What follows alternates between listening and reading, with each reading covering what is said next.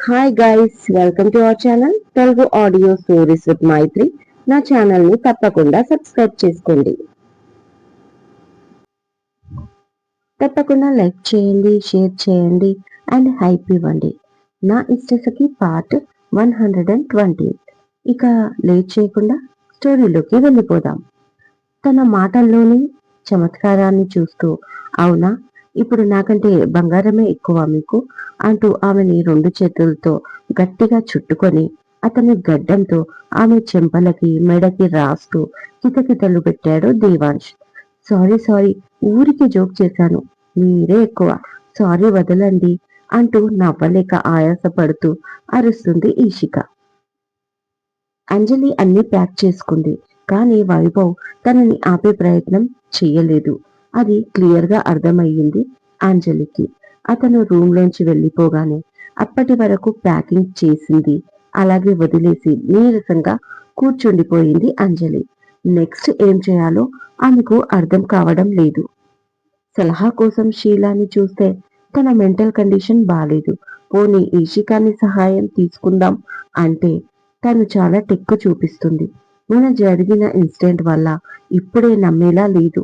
ఇప్పుడు ఏం చేయాలి నేను అని అంజలి ఆలోచిస్తూ ఉండగా అప్పుడే రూమ్ లోకి వచ్చింది పద్మజ. ఏంటి, ప్యాకింగ్ అయిపోయిందా? అమ్మయ్యా, నువ్వు వెళ్ళిపోతున్నావన్నమాట. ఎప్పుడు బయలుదేరుతున్నావు అని చాలా క్యాజువల్ గా అడిగేసింది. ఆమెని కోపంగా చూస్తూ, ఇప్పుడు నేను బయలుదేరుతున్నానని నీకు చెప్పానా? నా వస్తువులు కొన్ని అటు ఇటు పడిపోతే అన్ని ఒక ఆర్డర్లో పెట్టుకున్నాను. దానికి మీరు ప్యాకింగ్ అని పేరు పెట్టుకుంటే ఎలా? అయినా ఇంకా విడాకుల ప్రాసెస్ మొదలవ్వలేదు కదా, నేనెందుకు వెళ్తాను ఇక్కడి నుంచి అని ఎదురు ప్రశ్నించింది అంజలి. నాకు తెలిసే నువ్వు అన్నిటికీ తెగించే ఉన్నావని, కానీ ఎదురుగా ఉన్నది కూడా మామూలు అల్లాటప్ప ఆడది కాదు, పద్మజ. నా గొంతు వింటేనే చాలా మంది వణికిపోతారు. నువ్వెంత మంచి మంచి వాళ్ళకి చుక్కలు చూపిస్తుంది ఈ పద్మజ. సరే వదిలే, ఈ పేపర్ల పైన సిగ్నేచర్ పెట్టు. ఎలాగో ప్రాసెస్ మొదలవ్వలేదు అన్నావు కదా, అది మొదలు పెట్టిచ్చేద్దాం. ఈలోపు నువ్వు ఇక్కడి నుంచి వెళ్ళిపోవచ్చు అంటూ తన ముందు పేపర్లు వేసింది పద్మజ. ఏంటి పేపర్స్ అడిగింది అంజలి. అవి ఏంటో తెలీదా? నా కొడుకు నీకు విడాకులు ఇస్తున్నాడు కదా, దానికి సంబంధించిన పేపర్స్. వాడు సిగ్నేచర్లు పెట్టేశాడు. నువ్వు పెట్టేస్తే నేను లాయర్కి పంపిస్తాను అని పద్మజ అనగానే వెంటనే అంజలి ఆ పేపర్లు తీసేసి పక్కన పడేసి, కొడుకు కాపురం పాడైపోతుంటే సంబరపడేదాన్ని నిన్నే చూస్తున్నాను అంటుంది కోపంగా అంజలి. ఇంకొక మాట మాట్లాడావంటే పళ్ళు రాలిపోతాయి. పెద్ద కొడుకు కాపురం అంట. నువ్వేమైనా అవును అనగా మీ అమ్మగారింట్లో పెళ్లి చేసుకుని సవ్యంగా ఈ అత్తారింటికి వచ్చి కాపురం చేస్తున్నావా? దొంగదనంగా నా కొడుక్కి మాయ మాటలు చెప్పి మా ఆస్తికి ఆశపడి వాణ్ణి లేపుకుపోయి పెళ్లి చేసుకున్నావు. నీలాంటి దాన్ని ఇంట్లోకి రానివ్వడం గొప్ప విషయం. అయినా నీతో వాదించే ఓపిక మాలాంటి రిచ్ పీపుల్స్ కి ఉండదు అని పద్మజ అనగానే, ఎవరు రిచ్? మీరా? అసలు కాదు, మీరందరూ ఇంట్లో పుచ్చే. ఈ విషయం ఇంట్లోకి అడుగుపెట్టిన వాళ్ళకే తెలుస్తుంది అని అంజలి అనగానే, ఎక్కువ మాట్లాడితే నీ దవడలు పగిలిపోతాయి. ఏమనుకుంటున్నావు? మా ఇంట్లో ఉండి మమ్మల్ని అంటావా? అయినా నువ్వేంటే మమ్మల్ని అనేది? నువ్వేమైనా పత్తిత్తువా? ఎన్ని అబద్ధాలాడి ఎన్ని నాటకాలాడి ఈ ఇంట్లో కోడలుగా సెటిల్ అయిపోయావు. చివరికి నీ పెళ్లి ఒప్పుకోవడానికి కూడా నీకు లేని కడుపుకి పాలల్లో కుంకుమ పువ్వు కలుపుకొని తాగిన ఆడదానివి నువ్వు అని హేళనగా పద్మజ అనగానే, ఆంటీ, మీరు మళ్ళీ మళ్ళీ ఆ మాట అనకండి. అదంతా మీరు ఆడించిన నాటకమే కదా. ఆ రోజు నేను ఈ ఇంట్లో అడుగు పెట్టినా పర్వాలేదు, కానీ అదే ఇంట్లో ఈషిక ఉండకూడదు అని నువ్వు ఈ నాటకం ఆడిస్తేనే నేను కూడా అబద్ధం చెప్పాను. ఈషిక ఇంట్లోంచి వెళ్ళిపోతుంది అని. అలా వెళ్ళిపోతే నువ్వు నన్ను కోడలుగా యాక్సెప్ట్ చేస్తానని కండిషన్ పెడితేనే ఆడాను ఆ నాటకం. నేను ఏ నాటకం ఆడలేదు. ఇప్పుడు కూడా అంత ఈజీగా నీ కొడుకుని నేను వదిలేయను. విడాకులు ఇచ్చాక కూడా నాకు భరణంగా నీ కొడుకు నాకు ఏమిస్తాడో ముందు అది తేల్చుకున్నాకే సిగ్నేచర్లు చేస్తాను ఈ పేపర్ల పైన. అప్పుడు కదా విడాకుల ప్రాసెస్ స్టార్ట్ అవుతుంది. అని అంజలి అనగానే, అది ఇప్పుడు వచ్చావే దారికి, మొత్తానికి నీకు కావాల్సింది నా ఆస్తి. ఈ ఆస్తికి ఆశపడే నా కొడుకుని చేసుకున్నావు కదా అని పద్మజ అనగానే, మీకు ఎంత చెప్పినా అర్థం కాదా? నాకు వైభవ్ అంటే చాలా ఇష్టం, అందుకే పెళ్లి చేసుకున్నాను అని అంజలి బాధగా అనగానే, అబద్ధాలు ఆడకు. నిజంగా ఇష్టం ఉంటే వాడితోనే ఉండేదాన్ని, అంతేకాని మోడలింగ్ అంటూ బయటికి వెళ్ళి నీ ఒంటిని చూపించుకునేదాన్ని కాదు అని పద్మజ అనగానే, ఎక్కువ మాట్లాడకండి మీరు అంటూ చూపులు వేడి చూపిస్తుంది అంజలి.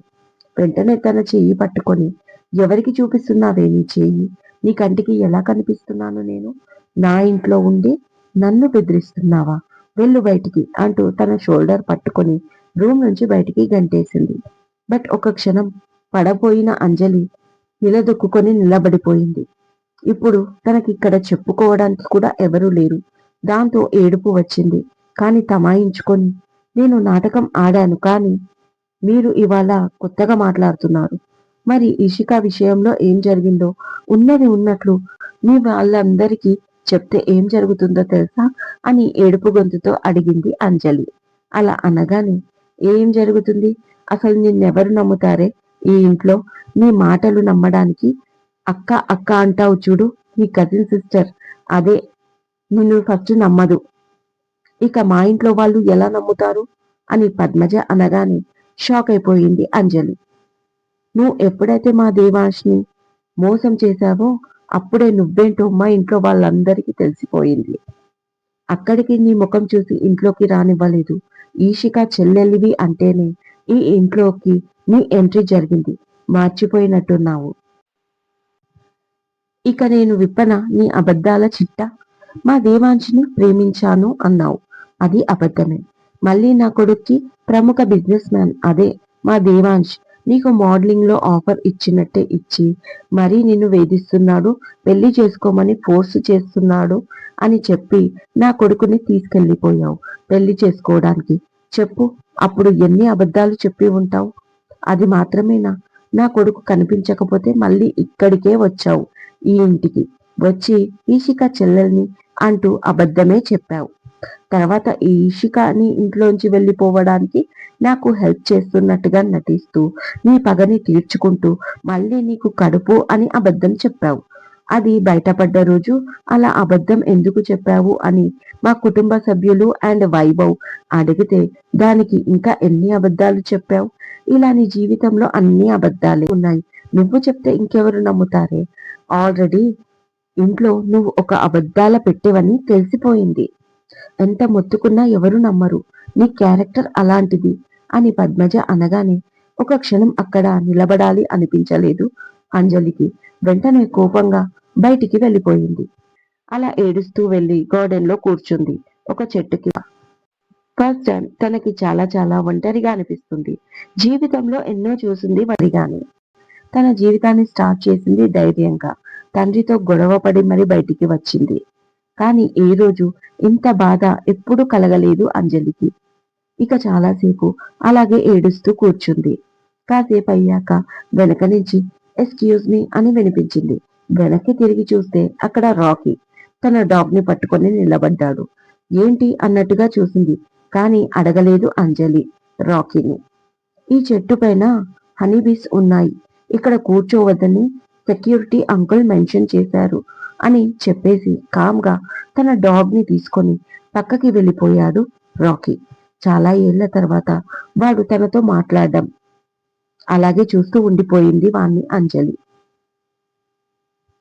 చాలా బిజీగా ఉన్న దేవాంష్కి ఫోన్ వస్తుంది. లిఫ్ట్ చేసి హలో అనగానే, ఎంత ధైర్యం ఉంటే నా మనిషిని చంపుతావు అని అటువైపు నుంచి వినిపించింది.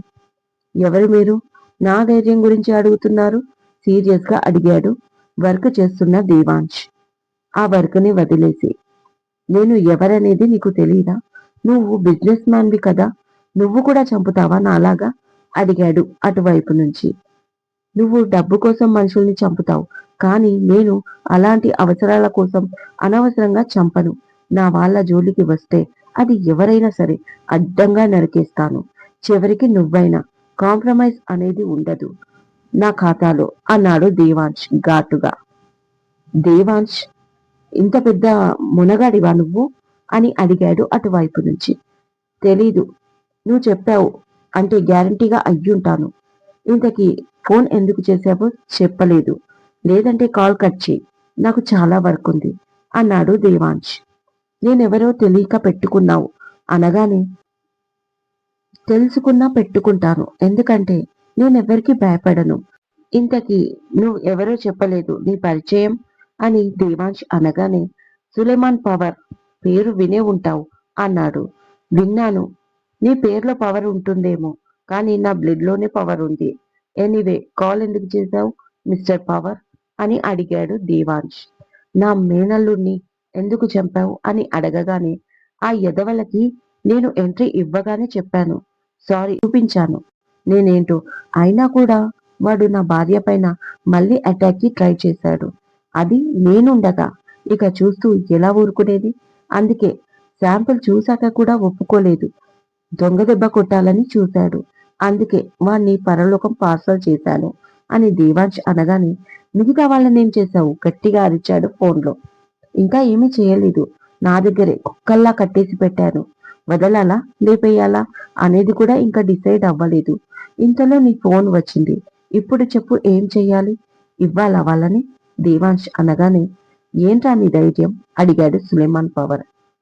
నాకు నీలాగా నీ పక్కనున్నోని ముందున్నోని రెండు వైపులా ఉన్న వాళ్ళని చూసి తెచ్చుకునే ధైర్యం కాదు నాది. నన్ను నేను చూసుకుంటేనే ధైర్యం వస్తుంది. నేనేంటో నాకు తెలుసు. నీకు కూడా తెలిసిందనే అనుకుంటున్నాను. ఇప్పుడు నిర్ణయం నీ చేతిలో ఉంది. ఇంతకి నీ కుక్కల్ని, అదే నీ మనుషుల్ని వదిలేయాలా లేపేయాలా ఉంచాలా, పోనీ నా దగ్గరే కాపలాకి కుక్కల్లా పెట్టుకోవాలా అడిగాడు దేవాంశ్. అదంతా కాదు. నేను ఒక రౌడీని.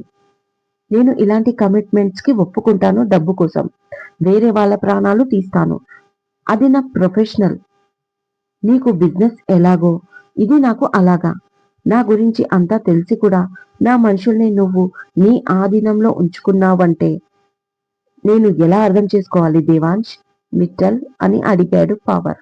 నువ్వు ఎలా అర్థం చేసుకున్నా పర్వాలేదు, కానీ ఒకటి మాత్రం గుర్తుంచుకో. ప్రతిసారి నీ ముందు బలహీనులే ఉంటారేమో, బట్ నాలాంటి బలవంతుడు కూడా ఎదురవుతాడు అని నువ్వు ఎక్స్పీరియన్స్ చేయాలి కదా. అందుకే నీ మనుషుల్ని నా అండర్లో పెట్టుకున్నాను అని దేవాంశ్ అనగానే, ఇప్పుడు వాడిచ్చిన డీల్ క్యాన్సిల్ అయిపోయినట్లే. నీ మనిషి కూడా సేఫ్ గానే ఉంది కదా. మధ్యలో చచ్చిపోయింది నా మనిషే కాబట్టి కామ్గా నా వాళ్ళని వదిలేసి, వాళ్ళకి ఫ్యామిలీస్ ఉన్నాయి అన్నాడు పవర్. అబ్బా, వేరే వాళ్ళ ఫ్యామిలీలను విడగొట్టే మీరు ఫ్యామిలీల గురించి మాట్లాడుతున్నారా? ఎనీవేస్, అందులో ఒకడున్నాడు నా భార్యని చంపుతాను అని. నేను వాణ్ణి కలిసిన ప్రతిసారి నా ముందే శపథం చేస్తున్నాడు. మరి వాడికి బుద్ధి తెప్పించాలి కదా. అందుకే ఇప్పట్లో వదల్లేను. వాడికి బుద్ధి వచ్చాక వదులుతాను. లేదు నా బుద్ధి ఇంతే అన్నాడనుకోండి, వాడిని కూడా పైకి పంపించడానికి టికెట్ కన్ఫర్మ్ చేస్తాను అని దేవాంశ్ అనగానే, వద్దు వద్దు దేవాంశ్, వాడు నా రైట్ హ్యాండ్. వాడికి ఏదైనా జరిగితే నేను ఊరుకోను అనగానే, నేను కూడా అనవసరంగా నా చేతికి రక్తాన్ని అంటించుకోను. బట్ నా ఫ్యామిలీ జోలికి వస్తే నేను కూడా ఊరుకోను. ఏ దోషం అనేది కేవలం అడ్డమైన పనులు చేసే మీలాంటి రౌడీలకైనా మాలాంటి బిజినెస్ మ్యాన్లకు ఉండదా? ప్రతిసారి మీలాంటి రౌడీలకు మేం భయపడి మామూలు ఇచ్చేలాగా కనిపిస్తున్నానా అని కోపంగా అడిగాడు దేవాంశ్. సరే, నీ కోపంలో కూడా అర్థం ఉంది. వాడికి ఏదైనా పని అప్పచెప్తే అది కంప్లీట్ అయ్యే వరకు ఊడుకోడు. అందుకే అదే ఫ్లోలో మాట్లాడుతున్నాడు. తర్వాత పరిస్థితులు ఎలా వచ్చాయో వాడికి అసలు తెలియదు కదా. ముఖ్యంగా నా మేనల్లుడి గురించి. ఇంతకీ నా మేనల్లుడి సంగతి అని పవర్ అనగానే, చెప్పాను కదా, వాడి కళ్ళ ముందే ఏం జరుగుతుందో తెలిసాక కూడా నా ముందు ఎక్స్ట్రాల్ చేశాడు. అందుకే లేపేశాను. అంతే తప్ప నువ్వు అన్నట్లుగా నీకు నాకు శత్రుత్వం ఏమీ లేదు, అర్థమైందా అని చెప్పాడు దేవాంశ్. సరే దాని గురించి తర్వాత, ముందు నా రైట్ హ్యాండ్ ని సరే దాని గురించి తర్వాత ముందు నా రైట్ హ్యాండ్ అయిన వాడిని వదిలేసి, ఈ డీల్ క్యాన్సిల్ అయిందని నేను నచ్చ చెప్పుకుంటాను. నా మాట విని వాడిని వదిలేసేయి దేవాంశ్. నిజంగా మాటిస్తున్నాను. వాడిని వదిలేశాక నీకు నీ ఫ్యామిలీకి ఎలాంటి ప్రాబ్లం రాకుండా నేను చూసుకుంటాను, నన్ను నమ్ము అన్నాడు పవర్. ఇంతలా అడుగుతున్నారు కాబట్టి మీరే స్వయంగా హైదరాబాద్ వచ్చి మీ వాడికి అన్ని నచ్చజెప్పి మరి తీసుకెళ్ళండి. నేను చాలా బిజీ, వచ్చే ముందు ఇన్ఫార్మ్ చేయండి. ఈ నెంబర్కి కాదు, నా మేనేజర్ నెంబర్ కనుక్కొని మరి, అర్థమైందా అంటూ కాల్ కట్ చేశాడు దేవాంశ్. అనవసరంగా వీడితో పెట్టుకున్నా, ఆల్రెడీ నా మేనల్లుడిని లేపేశాడు. వాడి మీద పగ సాధిద్దామంటే మళ్ళీ నా కొడుకు వెళ్ళి ఆ సోమేష్ కూతుర్ని లవ్ చేస్తున్నాను అంటున్నాడు. పైగా ఇద్దరికి మ్యాచ్ సెట్ చేసింది ఈ బిజినెస్ మ్యానే. ఈ దేవాంశికి నా కొడుక్కి ముందే ఫ్రెండ్షిప్ ఉంది అని తెలిస్తే ఎట్టి పరిస్థితులలో ఈ డీల్ కి ఒప్పుకునేవాణ్ణి కాదు. అనవసరంగా ఇప్పుడు నా కొడుకు కళ్ళల్లో చెడ్డవాణ్ణి అయిపోతాను. అందుకే నేను వీడికి లొంగాల్సి వస్తుంది. ఏమన్నా అంటే రౌడీలమంటారు. సిటీలో ఏది జరిగినా ముందుగా డిపార్ట్మెంట్ నిఘా మా మీదే ఉంటుంది. కానీ మాకంటే పెద్ద రౌడీ ఈ business man mister Devansh Mittal. వీడి గురించి మీడియాకి ఏం తెలుసు? ఇంటర్వ్యూలు తీసుకుంటారు పెద్ద అని తనలో తానే తిట్టుకున్నాడు పవర్. అబ్బా వదలండి, రాగానే ఇలా పట్టేసుకుంటారు, ముందు ఫ్రెష్ అప్ అవ్వండి అంటుంది ఈషిక దేవాంష్ని. I miss you so much, అందుకే రాగానే హక్ చేసుకున్నాను. దానికి కూడా రూల్స్ రెగ్యులేషన్స్ ఉంటే ఎలా అడిగాడు దేవాంశ్. అయ్యా బాబు, మీకు రూల్స్ రెగ్యులేషన్సా? అలాంటివేమీ లేవు అంటూ అతని షెడ్ బటన్ పట్టుకొని సిగ్గుపడుతూ, నైట్ చూస్తున్నాను కదా, మీదంతా వన్ వే ట్రాఫిక్, స్పీడ్ గా దూసుకుపోతారు, మిమ్మల్ని తట్టుకోవడం కష్టం అంటుంది తరలదించుకొని నవ్వుతూ ఈషిక. ఏమోనండి, నాకు అదంతా తెలీదు. నాకు మాత్రం మిమ్మల్ని చూస్తే అస్సలు ఆగాలి అనిపించదు. దానికంతా కారణం మీ అందమే. ఇందులో నా తప్పైతే ఏమీ లేదు అన్నాడు బుద్ధిమంతుల్లాగా దేవాంశ్. చాలా సంతోషించాంలే, వెళ్ళి ఫ్రెష్ అప్ అవ్వండి, తర్వాత మీకు కావలసినవి అన్నీ ఇస్తాను అని ఈషిక అనగానే, అక్క అంటూ పరిగెత్తుకుంటూ వచ్చాడు రాకీ. చెప్పు నాన్న అడిగింది. అక్క, బావా బయటికి డిన్నర్ కి వెళ్దాం అన్నాడు. మరి నేను ఏ డ్రెస్ వేసుకోవాలి అడిగాడు అమాయకంగా. ఏంటి డిన్నర్ అంటూ ఈషిక దేవాంశు వైపు చూసింది. ఫ్యామిలీ మొత్తం వెళ్తున్నాం, నువ్వు రెడీ అవ్వు, వాడికి డ్రెస్ తీసి ఇచ్చి నేను వెళ్ళి ఫ్రెష్ అప్ అవుతాను అంటూ వెళ్ళిపోయాడు దేవాంశ్. ఇక ఈషిక రాకీకి డ్రెస్ తీసి తను కూడా రెడీ అయిపోయింది. రాకీ, దేవాంశ్, ఈషిక ఒక కార్లో. వైభవ్ రాను అన్న చెప్పడంతో సుశాంత్, బుజ్జి ఆఫీస్ నుంచే స్టార్ట్ అయ్యారు. నెక్స్ట్ యోగేందర్, షర్మిల, కరిష్మా, కశ్మీరా ఒక కార్లో, సుజిత, వసుంధరాదేవి, శ్రీధర్లు మరొక కార్లో, అలాగే పద్మజ, హరీలు కూడా. ఇలా ఎవరికి వాళ్ళు హోటల్కి చేరుకున్నారు. ఇక వాళ్ళ కోసమే స్పెషల్ గా ప్రొవైడ్ చేసిన ఒక పెద్ద హాల్లో అక్కడ ఒక పెద్ద డైనింగ్ టేబుల్, దానిపైన రకరకాల క్యాండిల్స్ తో పాటు చక్కటి మ్యూజిక్, అది కూడా లైవ్ లో, చుట్టూ గ్రీనరీ, చక్కటి వాతావరణం. ఇంకా ప్లస్ పాయింట్ ఏంటంటే అది మొత్తం ఓపెన్ ఏరియా. వాళ్ళు ఉన్నది కూడా 15th ఫ్లోర్. అక్కడి నుంచి సిటీ మొత్తం కనిపిస్తుంది, పైగా నైట్ టైం. ఒకసారి ఆ వ్యూ ఎలా ఉంటుందో మీరు కూడా ఇమాజిన్ చేసుకోండి. ఇక రాకీ, కాజు అయితే బాగా ఎంజాయ్ చేస్తున్నారు చుట్టూ సిటీని చూస్తూ. చాలా మంచి వ్యూ కదా అక్క అంటున్నారు. ఇక ఈషిక కూడా నిలబడింది కరిష్మా. చాలా సేపు పెద్దవాళ్ళందరూ ఒక పక్కన కూర్చొని ముచ్చట్లు పెట్టుకున్నారు హ్యాపీగా. కాసేపటికి ఫుడ్ కూడా వచ్చింది. అప్పుడే ఆఫీస్ నుంచి రెడీ అయి సుశాంత్, బుజ్జీలు కూడా వచ్చేశారు వైభవ్ రాను అని చెప్పడంతో. కరిష్మా బుజ్జిని చూస్తూ అలాగే ఉండిపోయింది. క్యాజువల్ వేర్ లో చాలా హ్యాండ్సమ్ గా కనిపిస్తున్నాడు. అప్పుడే ఫుడ్ తీసుకురావడంతో ఈషిక తనని కదిలించి డైనింగ్ ఏరియాకి తీసుకువచ్చింది. ఒక పెద్ద ట్రాలీలో ఫుడ్ ని డైనింగ్ టేబుల్ పైన సర్దుతున్నారు సర్వర్లు. ఇంతకీ సడన్ గా డిన్నర్ ప్లాన్ ఏంటి అడిగాడు యోగి. అవును, నేను అదే అడుగుదామనుకున్నా దేవా అన్నాడు శ్రీధర్. నాకే బాబాయ్, చాలా రోజులైంది కదా మనం అందరం కలిసి ఇలా బయటికి వచ్చి, అందుకే. అది కాక ఇంకొక ముఖ్యమైన కారణం కూడా ఉంది. అదేంటంటే మన కరిష్మాకి నేను ఒక సంబంధం చూశాను, దాని గురించి కూడా మాట్లాడినట్టు ఉంటుంది కదా అనగానే కరిష్మా ఫేస్ మారిపోయింది. అప్పటి వరకు ఎంతో ఎక్సైట్మెంట్ అయినా ఆమె ఒక క్షణం నీరు కారినట్లుగా చైర్లో వెనక్కి వాలిపోయి కూర్చుంది. ఆమె ఫేస్ లో ఇప్పుడు అంతకి ముందటి నవ్వు లేదు. బాధగా బుజ్జి వైపు చూసింది. అతను ఎటో చూస్తున్నాడు. పక్కనే ఉన్న షర్మిల మాత్రం ఆమె ఫేస్ ఒక్కసారిగా వెలిగిపోయింది. 1000 బల్బులు ఆన్ చేసినట్లుగా. నువ్వు ఈ సంబంధం గురించి చెప్తున్నావా దేవా? అంటే చాలా గొప్ప సంబంధం అయి ఉంటుంది. ఎవరు వాళ్ళు? పెద్ద బిజినెస్ మ్యాన్ కుటుంబం అయి ఉంటుంది. లేదా కోటేశ్వరులయ్యి ఉంటారు. అది కాదంటే ఎన్ఆర్ఐలైనా పర్వాలేదు. అదే అయ్యుంటారు. దేవా, నా కూతుర్ని యుఎస్ఏ, యూకే ఎక్కడికైనా పర్వాలేదు. ఒక గొప్ప ఇంటికి ఇవ్వాలనేది నా కోరిక అంటుంది ఎగ్జైట్ అయిపోతూ షర్మిల. అత్త, మీ కోరిక గురించి చెప్తున్నారు. మరి కరిష్మా ఏమనుకుంటుందో ఆమె విషయం అడగవా నువ్వు అని అడిగాడు. దాని ముఖం దానికేం తెలుసు నాన్న? అన్నం తినడమే సరిగ్గా రాదు. అలాంటిది పెళ్లి గురించి ఒక డిసిషన్ తీసుకుంటుందా? అయినా పెద్దవాళ్ళం మనం ఉండగా తనని ఎందుకు అడగాలి? అబ్బాయిని చూశాక అన్నీ మనకు నచ్చితే అప్పుడు అడగాలి. అబ్బాయి నీకు నచ్చాడా లేదా అని అంటుంది ఆమె. అలా అనగానే ఇప్పుడు జనరేషన్ అలా లేదు కదా అత్త అన్నాడు సుశాంత్. జనరేషన్ ఎలా ఉన్నా నేను మాత్రం ఇలాగే ఉంటాను. నువ్వు చెప్పు, ఎవరు ఆ సంబంధం? ఏమండి, మీరు కూడా మాట్లాడండి అంటుంది షర్మిల. వాడి నోటి నుంచి మాట రావడం ఆలస్యం. నువ్వే మాడుతున్నావు అన్ని. కాస్త ఆగు షర్మి. ముందు తిను. దేవా ఎక్కడికి వెళ్తున్నాడు? ఇక్కడే కదా ఉంటాడు. ఈ విషయం చెప్పడానికే కదా మనల్ని పిలిపించాడు అని యోగి అన్నాడు. థ్యాంక్ యూ మామయ్య, ఆ మాత్రం నమ్మకం నా పైన ఉంచినందుకు. నేనేం చెప్పినా, ఏ సంబంధం చూసినా అందులో మనకు మంచి జరుగుతుంది. ముఖ్యంగా ఎప్పటికీ సంతోషంగా ఉండాల్సింది కరిష్మా. కాబట్టి మన స్థాయికి తగ్గట్టే ఈ సంబంధం చూశాను. నచ్చుతుందో లేదో అని మీకు చెప్తున్నాను. నేను మాత్రం దాదాపుగా ఫిక్స్ చేసేశాను. ఇంకా ఇందులో ఎలాంటి మార్పు ఉండదు అని దేవాంశ్ కరాఖండిగా చెప్పేసరికి శ్రీధర్, వసుంధరాదేవి ఒకరి ముఖం ఒకరు చూసుకున్నారు.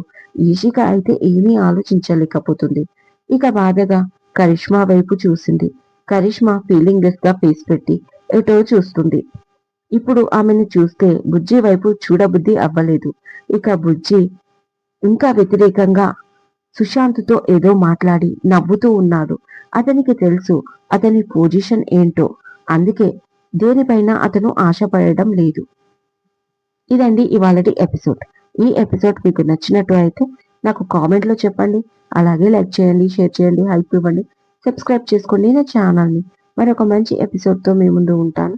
మైత్రి.